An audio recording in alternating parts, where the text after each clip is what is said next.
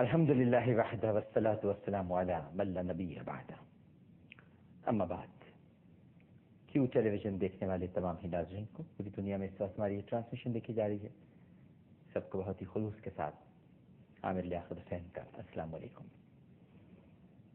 آئیے اپنی اصلاح کریں، ہمارے پروگرام ہے ناظرین کرام، اور آج کے دن کو بڑی خاص نسبت حاصل ہے کیونکہ آج نبی کریم صلی اللہ علیہ وآلہ وسلم کے گھرانہ نور کے ایک مثل نور امام علی مقام سیدنا حسن رضی اللہ تعالی عنہ کا یوم ولادت ہے۔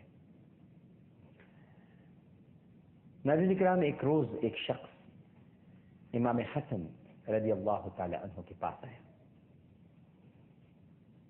اور کہنے لگا کہ میں گنہگار انسان ہوں، مجھ سے گناہوں کی زندگی نہیں چھوٹ رہی، پریشان، مجھے کوئی ایسا کام بتائیے کہ وہ کرنے کے بعد میں گناہوں سے آزاد بھی ہو جاؤں اور ایمان بھی سلامت رہے۔ امام حسن رضی اللہ تعالی عنہ نے فرمایا 5 کام بجا لاؤ، اس کے بعد جو جی چاہے کرو۔ شخص بغور سننے لگا، کہنے لگا امام فرمائیے، میں سننے کے لیے بے قرار ہوں۔ آپ نے شاید فرمایا کہ پہلا کام یہ کرو، تم گناہوں سے بچنا چاہتے ہو، ٹھیک ہے، بچ جاؤ گے، اور تم یہ بھی چاہتے ہو کہ ایمان بھی سلامت ہے، یہ بھی ہو جائے گا۔ تو پہلا کام یہ کرو کہ خداوند عالم کا عطا کردہ رزق استعمال نہ کرو، پھر جو جی چاہے تمہارا وہ کرو۔ دوسرا کام یہ کرو کہ خداوند عالم کی سلطنت سے نکل جاؤ، دور چلے جاؤ، پھر جو جی چاہے تمہارا وہ کرو۔ تیسرا کام یہ کرو کہ کسی ایسی جگہ چلے جاؤ جہاں اللہ تمہیں نہ دیکھے، پھر جو جی چاہے وہ تم کرو۔ اور چوتھی بات یہ ہے کہ جب ملک الموت تمہاری روح قبض کرنے کے لیے آئیں تو ان سے کہہ دینا کہ ابھی آپ تشریف لے جائیے، میں ابھی نہیں چاہتا کہ میری روح قبض ہو، پھر جو جی چاہے تم کرو۔ اور 5واں اور آخری کام یہ ہے کہ جس وقت جہنم کا داروغہ تمہیں آگ میں ڈالنے کے لیے اٹھا کر پھینکنے لگے تو تم آگ میں کودنے سے انکار کر دو، اور پھر جو تمہارا جی چاہے تم کرو۔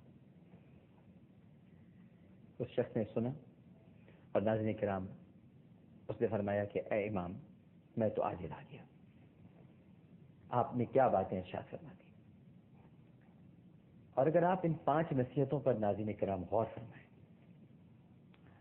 پہلی نصیحت کہ اللہ کا عطا کردہ رزق کھانا چھوڑ دو۔ کیا آپ کر سکتے ہیں؟ میں کر سکتا ہوں۔ ابھی تھوڑی دیر پہلے میں اللہ ہی کا عطا کردہ رزق کھا کر آیا ہوں۔ میں کیسے اپنے رزاق کا رزق چھوڑ دوں اور اس سے انکار کر دوں؟ تو جب میں رزاق کے رزق کا انکار نہیں کر سکتا تو پھر میں رزاق سے بغاوت کیوں کروں؟ اسی طرح سے میں کیسے اس کی سلطنت سے نکل سکتا ہوں؟ جہاں بیٹھا ہوں، جس اسٹوڈیو میں، یہ بھی اس کی سلطنت ہے، جس جگہ یہ اسٹوڈیو بنا ہے یہ بھی اس کی سلطنت ہے، یہ پوری کائنات اس کی سلطنت ہے، کائناتیں اس کی سلطنت ہیں۔ ارے ہم تو جس قبر میں دفن ہوں گے وہ بھی اس کی سلطنت ہے، کہاں نکلیں گے، کہاں بھاگیں گے؟ ہم وہ غلام نہیں جو اپنے آقا کی رسی توڑا کے بھاگ جاتا ہے، ہم تو اپنے آقا کی رسی توڑا کر نہیں بھاگ سکتے، کیونکہ ہمارا آقا مالک و مختار ہے، قادر مطلق ہے، ذوالجلال والاکرام ہے۔ تو آپ بتائیے یہ کیسے ممکن ہے؟ اسی طرح آپ یہ بتائیے کہ کون سی ایسی جگہ ہے آپ کے جی میں آئے کوئی گناہ کریں، کوئی برا کام کرے، تو کوئی ایسی جگہ ہے کہ جہاں خدا آپ کو نہ دیکھ رہا ہو؟ کوئی ہے ممکن ایسی جگہ؟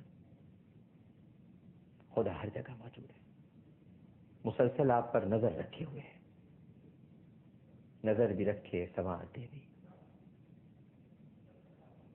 وہ جان لیتا ہے نیتیں بھی، سب اسے خبر ہے۔ تو آپ مجھے بتائیے کہ پھر ایسی جگہ کون سی تلاش کریں کہ جہاں پر ہم گناہ کریں اور خدا ہمیں نہ دیکھ رہا ہو؟ یہ ممکن نہیں ہے۔ اور پھر یہ کیسے ممکن ہے کہ آپ بستر مرگ پر آخری سانسیں لے رہے ہوں، دم بس نکلنے ہی والا ہو، سرہانے یا تو بچے کھڑے ہیں، یا بیوی کھڑی ہے، ماں کھڑی ہے، باپ کھڑا ہے، سورہ یاسین کی تلاوت ہو رہی ہے، کلمہ طیبہ کا ورد ہو رہا ہے، ملک الموت آ گئے۔ کیا آپ میں اتنی طاقت ہے ملک الموت سے گفتگو کرنے کی کہ آپ ان سے یہ کہہ سکیں کہ حضور اس وقت تو آپ تشریف لے جائیے، پھر کبھی آئیے گا تو روح قبض کر لیجیے گا؟ کہ یہ بھی طاقت نہیں ہے۔ اور پھر سب سے بڑی بات یہ ناظرین کرام کہ گناہوں سے آری لدی پھدی زندگی گزارنے کے بعد جب آپ کو جہنم میں ڈالنے کا وقت آ جائے، اور اس وقت کیا آپ میں اتنی طاقت، اتنی قوت، اتنی استطاعت ہے؟ آپ کی زبان میں کیا لڑکھڑاہٹ نہیں ہوگی؟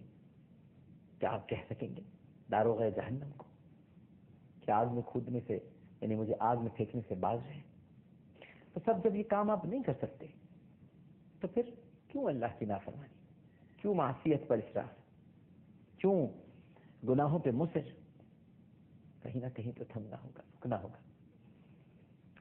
اسی طرح ناظرین کرام اگر قرآن و سنت کی روشنی میں دیکھا جائے تو عقل مند تو وہ ہیں جو اللہ سبحانہ و تعالیٰ کی نافرمانی سے بچتے ہیں۔ ایک اور آپ کو امام حسن رضی اللہ تعالیٰ عنہ کا واقعہ سنا آج کے دن کی مناسبت سے۔ ایک دفعہ شاہ روم نے گورنر مدینہ سے ایک سوال کا جواب مانگا۔ جب وہ جواب دینے سے عاجز آ گیا، یعنی اس کے پاس جب اس کا جواب نہیں تھا، تو اس نے اس مسئلے کو امام حسن رضی اللہ تعالیٰ عنہ کے سامنے پیش کیا۔ سوال یہ تھا، بڑا عجیب سوال تھا ناظرین، سوال یہ تھا کہ وہ 10 چیزیں کون سی ہیں جو جن میں سے ہر چیز ایک دوسرے پر غالب ہے۔ سیدنا امام حسن رضی اللہ تعالی عنہ نے بڑے تحمل کے ساتھ سوال سنا اور فرمایا کہ وہ 10 چیزیں جو ایک دوسرے پر غالب ہیں، وہ 10 چیزیں جو ایک دوسرے پر غالب ہیں، وہ یہ ہے کہ اللہ نے سب سے زیادہ قوی پتھر کو پیدا کیا ہے، مگر اس سے بھی زیادہ سخت لوہا ہے جو پتھر کو کاٹ دیتا ہے۔ کیا لیجیے، پھر فرمایا کہ اس سے بھی زیادہ سخت آگ ہے جو لوہے کو پگھلا دیتی ہے۔ اللہ اکبر۔ پھر فرمایا کہ آگ سے بھی زیادہ قوت والا، طاقت والا وہ پانی ہے جو آگ کو بجھا دیتا ہے۔ پھر فرمایا کہ پانی سے بھی زیادہ، یعنی ہر وہ چیز جو غالب ہے، اور فرمایا کہ پانی سے بھی زیادہ طاقتور، بہت زیادہ قوت والا بادل ہے جو پانی کو اٹھائے اٹھائے پھرتا ہے۔ اور فرمایا کہ بادل سے بھی زیادہ طاقتور وہ ہوا ہے جو بادل کو اڑائے اڑائے پھرتی ہے۔ اور اس سے بھی زیادہ قوت والا وہ فرشتہ رعد ہے جس کی ہوا محکوم ہے۔ اور پھر ارشاد فرمایا کہ اس سے بھی زیادہ سخت اور قوی ملک الموت ہے جو فرشتہ رعد کی بھی روح قبض کر لے گا، اور موت سے بھی زیادہ قوت والی وہ حکم الہی ہے جو موت کو بھی ٹال دیتا ہے۔ اب آپ بتائیے کہ کیا یہ 10 چیزیں 10 چیزوں پر غالب نہیں ہیں؟ تو وہ خاموش ہو گیا وقت اور چپ چاپ چلا گیا۔